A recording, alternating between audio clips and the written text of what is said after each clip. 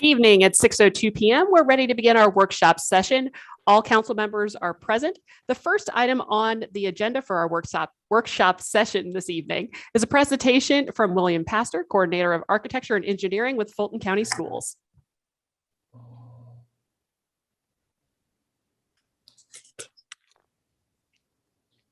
Mr. Pastor? Is Mr. Pastor here? I don't see.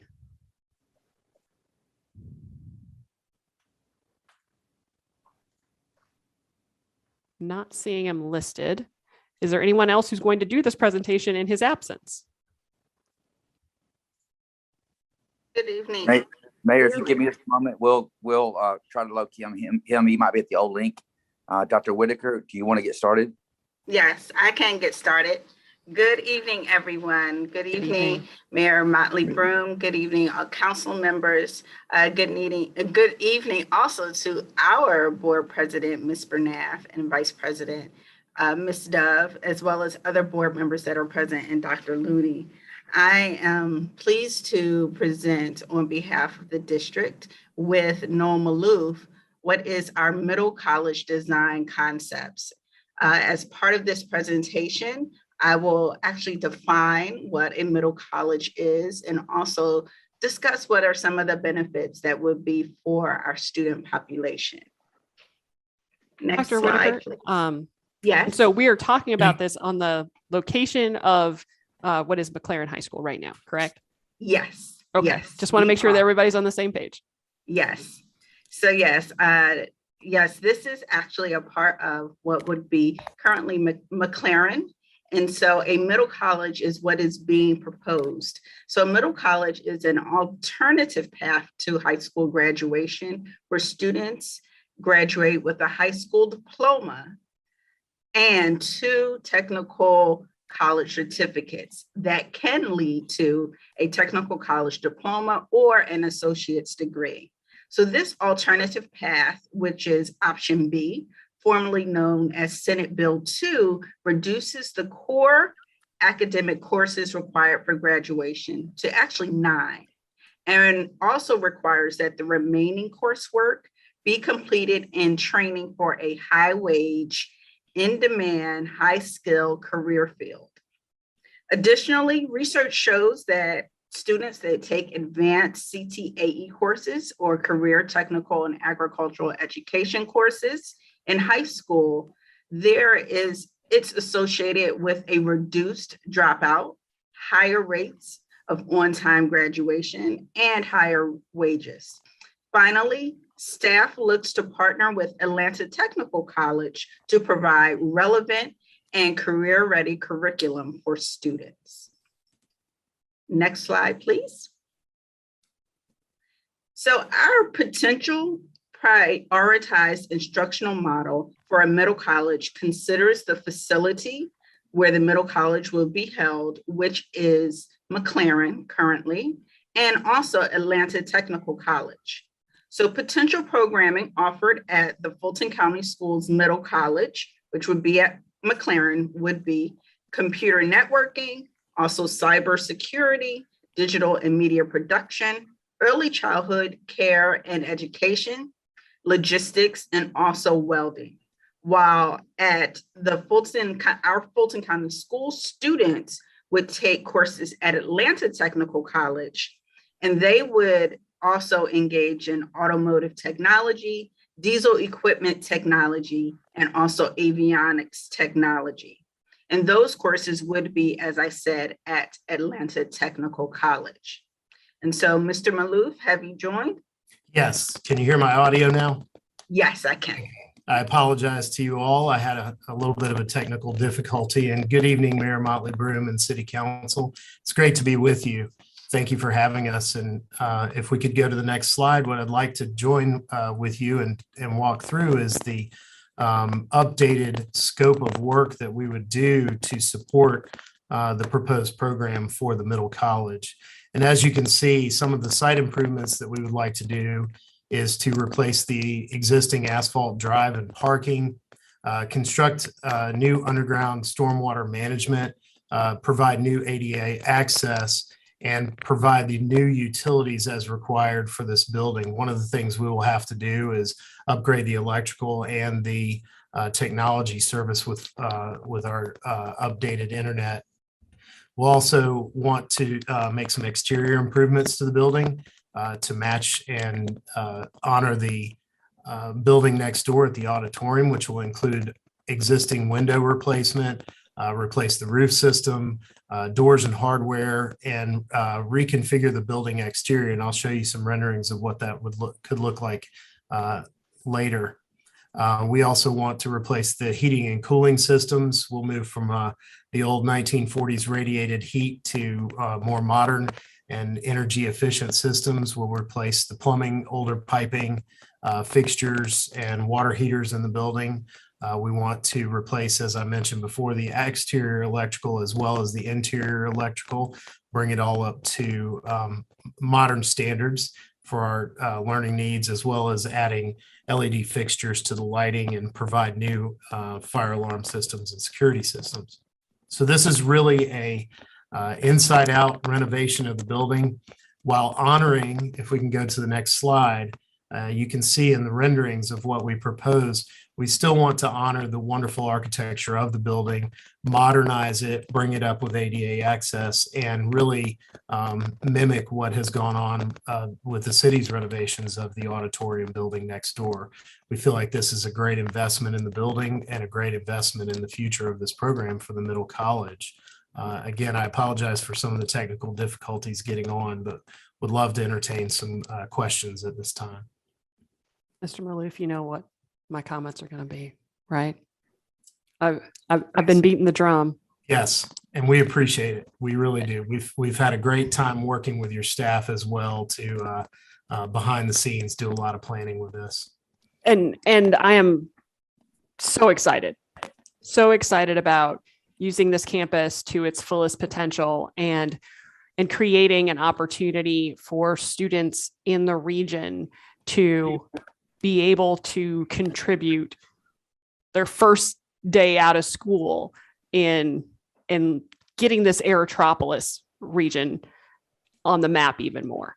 We have a quarterly breakfast with the airport, and I mentioned it, and I'm so glad to see avionics technology on the list. And I think that there are even more opportunities. And Dr. Looney, I think we've got a call next month to talk about it a little bit. Just to really dive in, bring along the business community to make sure that what's happening inside these walls corresponds with what our businesses in this area need.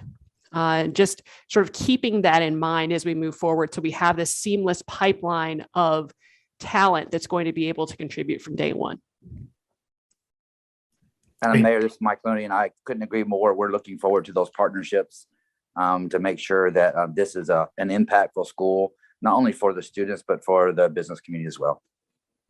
Fantastic. Great. Because, I'm going to, every time we talk about this, I'm going to say the same thing.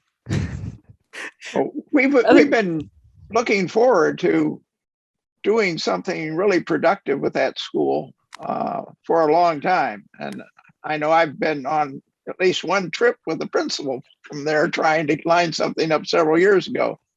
I couldn't be more pleased. My question is, what are the next steps? There are obviously, since we own the building, there are obviously a whole bunch of things that need to be worked out. And I'm not aware of anything specifically that has been discussed in that area. Are we prepared to talk about that tonight, or is that something that's going to be forthcoming? Yes, sir. We'd like to give you an overview of what we need to do. And in fact, it's a pretty simple process. The current lease agreement we have is for the building. And in order to make the modifications to the building that we need to adjust the lease to make it a land lease. Mr. Noel Maloof might very well give you additional details. Yeah, without jumping too far down the road, we're in the process of working up an updated agreement that would allow us to come in and do these improvements and make sure to protect the city's investment as well, and Right. move to that updated agreement. So we're taking the next steps and again, the mayor's staff has been fantastic with working on us on how to get to that point. So forthcoming on that agreement, and you guys should see something soon from us. So we're probably talking maybe in the next month or two. Yes, that's our target. And so then that will come before council, of course. It sounds fantastic, and it makes sense to do that with that building. I think the location is good. I couldn't be more pleased. Councilman, sorry. I just Councilman think, Allen, go right ahead. I just think it's a fantastic program, and I think it's just a beginning. I think when you get into the program, with Delta being here, with Chick-fil-A being here, you'll find other avenues for these young people that they can grow and they can go into, and they can develop and see where they want to go and see the areas that interest them the most. And I don't know what the time frame is for the whole project, but it can't be soon enough for me, and I think everybody else involved. It gives a lot of people a chance to, I don't want to say break out, but find their path and their goals and where they want to go, and kind of work towards those goals. So again, hats off to Fulton County Schools, to everybody involved, and the name, I see the name on the building says Middle College. Is it going to be called McLaren Middle College, or have you just thought about that at all? And I'm sure that's later on down the road. But again, I just want to thank everybody involved, because I think it's just a super project for the young people involved. So, Councilman Gay, I see your hand up. Mr. Maloof, can you answer his two questions about the naming and the timeline? So the naming will be forthcoming. That's not something we've crossed that bridge yet. And the timeline on this, we're looking at trying to get it open by either fall of 23 or fall of 24. And a lot of that has to do with us getting agreement set with you all, and then the design and construction industry right now. We want to make sure we're true to what's going on in the industry. So either fall of 23 or fall of 24. Thank you, sir. Councilman Gay? Yes, I just had two questions. Will this development come out of the splash that was collected years ago, and approximately what is the cost of this development? So we haven't developed a full budget for this, so we don't have an exact cost yet. We're still in the preliminary stages of design concept. So once we get design going, we can answer that question a little more. And yes, we have funds allocated from our current SPLOST initiative, not the future. This will be coming out of current SPLOST revenues. Mr. Maloof, do you know how much money that is, just so the council knows? So right now we've got about 15.9, almost $16 million set aside for it. And then we'll make any modifications that are necessary from there. Thank you. Any other questions? All right, hearing none. I'm sorry. Vice President Dove. Wait, she raised her hand. I just wanted to say thank you guys for having us. This is part of our commitment, Fulton County School Board, and working along with the city as we move along. So we want you to continue to be partners with us. I'm so excited, especially about the early childhood center, because my son went to 3-year-old preschool with high schoolers. And by the time he got to the kindergarten, he thought he was not in the right school because he was so used to being with high schoolers. So I do think that there is an advantage there, and especially in our community, help our young people work along with our younger students. So I'm so excited for you guys for this partnership. Absolutely. I second that. Thank you so much for sharing the renderings with us and the plans thus far. We look forward to next steps and continuing the conversation. And if there is nothing else on this topic, we will go ahead and move to our second item of discussion. Thank you so much for being here. Have a great evening. Thank you so much. Thank you.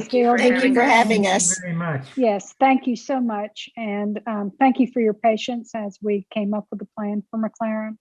It's, I think it's exceptional. Thank Very you. excited as well. Bye. Goodbye. Have a great evening. Thank you. Bye-bye. Mr. Denmark, the floor is yours. We're here on the second item, considerations regarding term limits. Thank you, Madam Mayor. As you know, this subject came up with the mayor and council sometime in the fall of 2020. We had some very preliminary discussions, and now we are considering it again.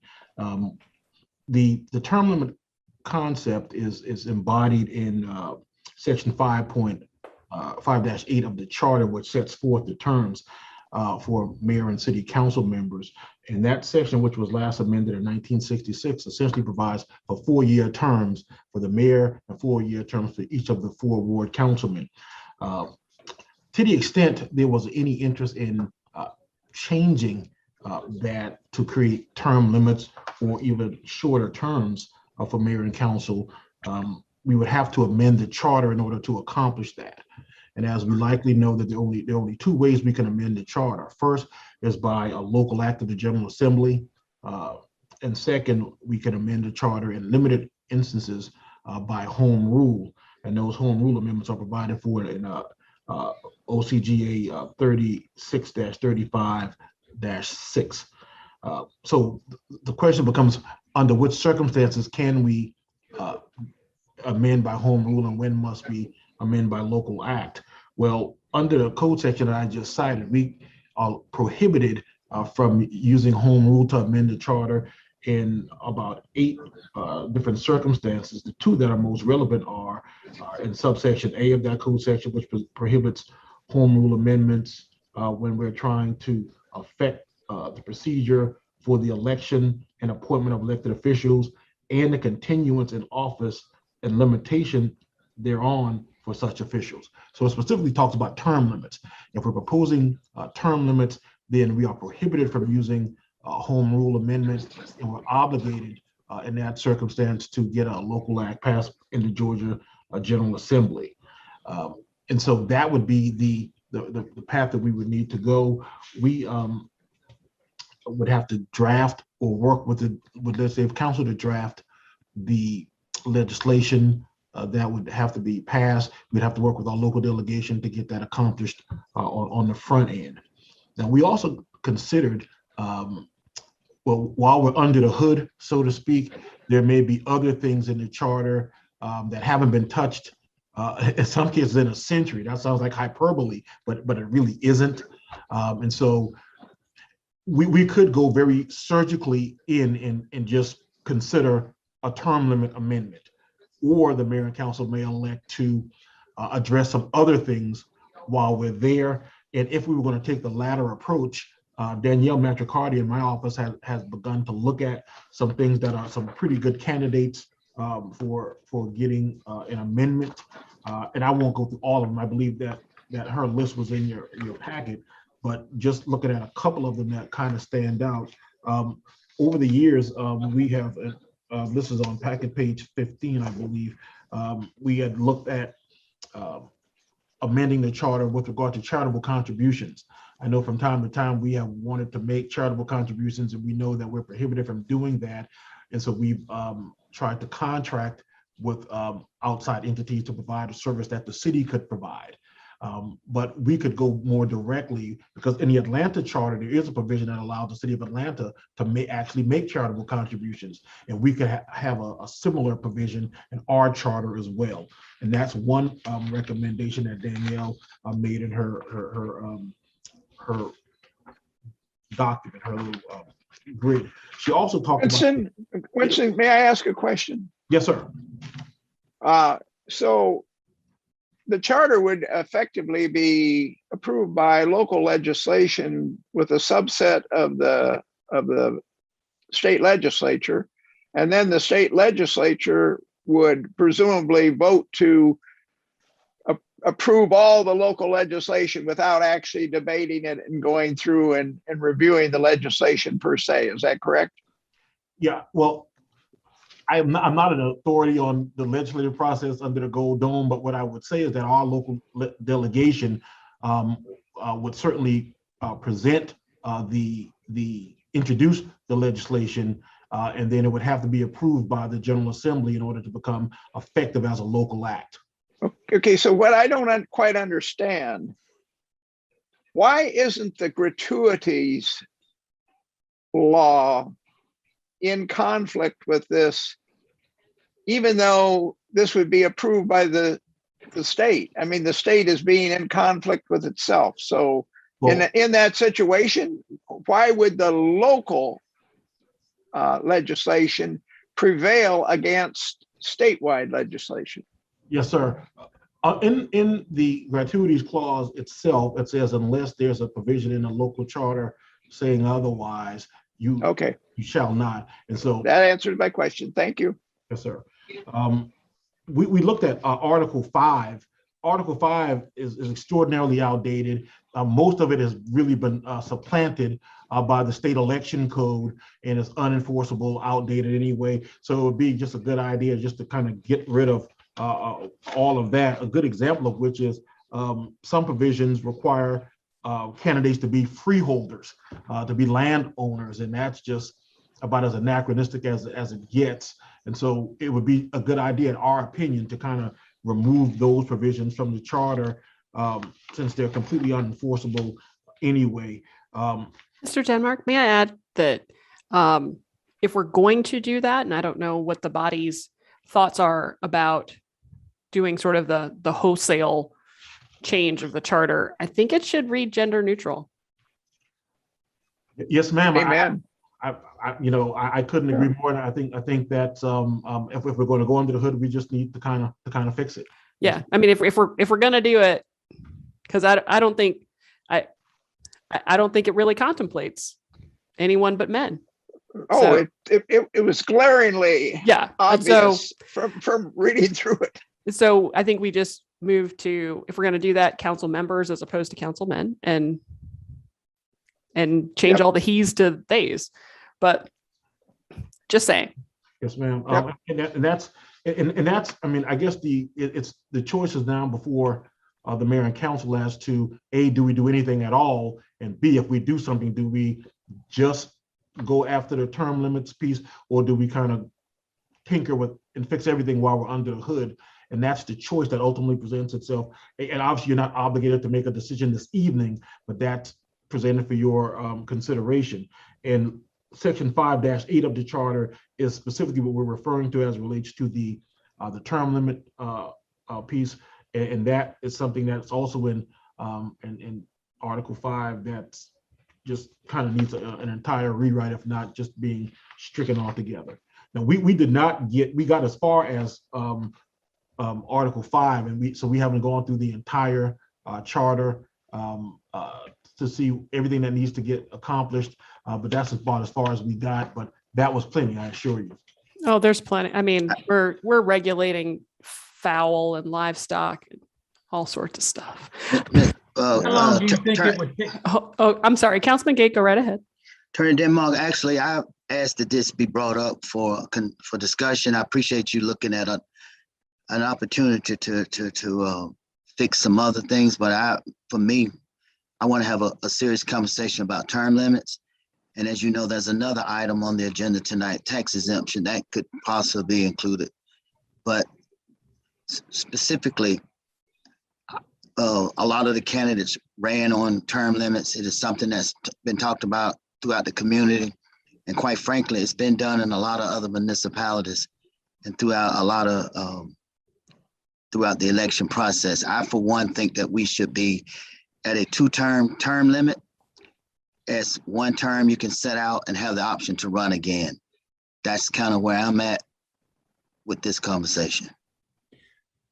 Councilman Allen, go right ahead. Okay, I agree. I think there should be a two-term limit, but I think, unless it's going to take a long period of time, I think we need to go back. They've pointed out a lot of items that needed to be changed.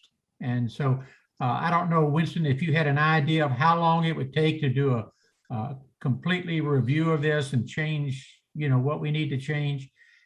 Would that take, a long period of time? Or are we talking about months? What are we talking about?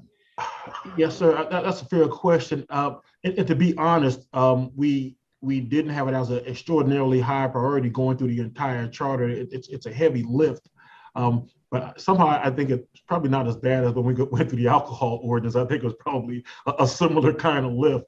But it would be that kind of time frame. And I know Councilman Clay and the mayor were involved there. So that was, I mean, in fairness, I think it's kind of like that, even though we're a little bit further down the road than when we started with the alcohol ordinance. So yes, sir, Councilman Allen, I do think we're measuring time in months.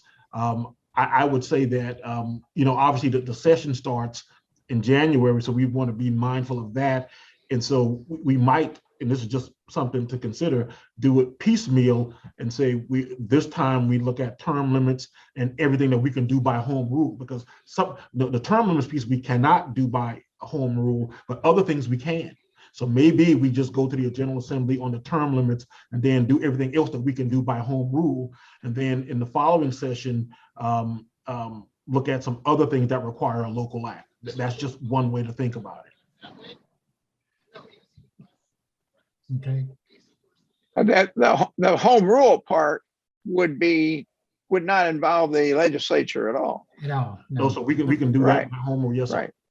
Right. So I think that approach makes a lot of sense. It would get us moving on something, and without dragging it out too long, and we could do the local legislation or the home rule legislation at our own pace.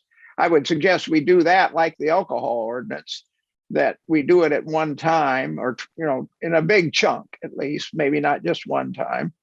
I don't think the charter is quite as convoluted as the alcohol